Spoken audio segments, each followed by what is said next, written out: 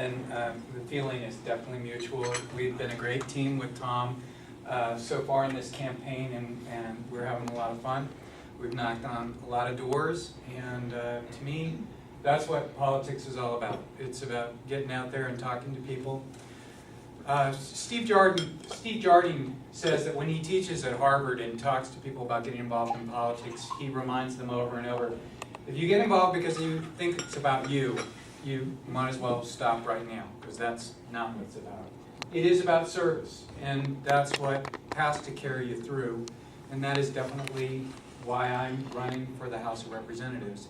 I see it as an extension of the service that I have been trying to provide to this community since I first came here in 1980 as a community organizer.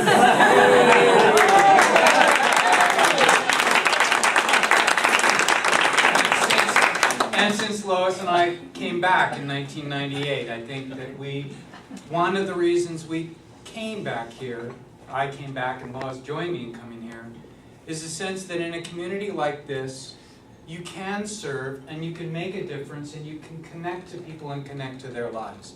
And that's what I love about door knocking. Every day you walk out there and you walk into somebody's life and you hear about what concerns them, you hear about what's going right in their lives, what's going right in their communities, and what could be fixed. And you think, well, how could we get people together to try and make that better? This week I've been thinking about the fact that we are the party of optimism and vision, running against the party of cynicism and defeatism. It is so often their voice that says, don't dare to dream, don't dare to have a vision, and we can't do it anyway. We can't afford it, you don't deserve it, and no one will ever agree to do it. And we get criticized because we're optimists, because we're visionaries, but I'll tell you, we are guided in our household by the pearls of wisdom, unfortunately, from Dennis's opponent, Dennis Schmidt, who has given us so many great lines. And the one that I savor the most, because it applies to my profession, is that history proves that good things can happen. And I think that, underscores what our party is about. Unfortunately, he's in the wrong party, but history does prove that good things can happen. And if people work together, they can make amazing things happen. And the lines and the rhetoric that we have, the Republicans are safeguarding people's pockets.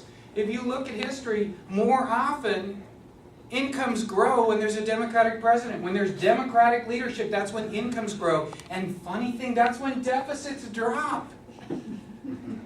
We need to get that message out there, and we need to constantly make sure that people are aware of what the facts are and not what the slogans are that come out from the Republican Party. I'm running for the House of Representatives because I've been committed to service in this community and in this state for 10 years. I've served as chair of the State Library Board.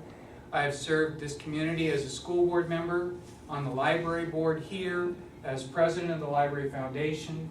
I've worked over the last couple of years to relaunch our community foundation and try and increase philanthropy in this community.